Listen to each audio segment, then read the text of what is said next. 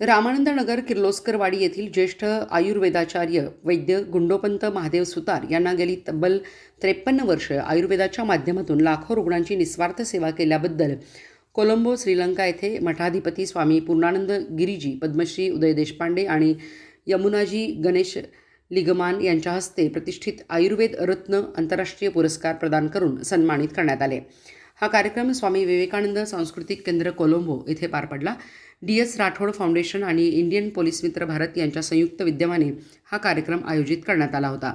वैद्य सुतार यांनी आपल्या आयुष्याची 5 दशके केवळ आयुर्वेदाच्या अभ्यास, संशोधन आणि प्रत्यक्ष उपचारासाठी अर्पण केली। ग्रामीण व शहरी भागातील हजारो नव्हे तर लाखो रुग्णांना त्यांनी औषधोपचाराबरोबरच आहार, विहार, दिनचर्या, पंचकर्म आणि जीवनशैली याबाबत मार्गदर्शन केले।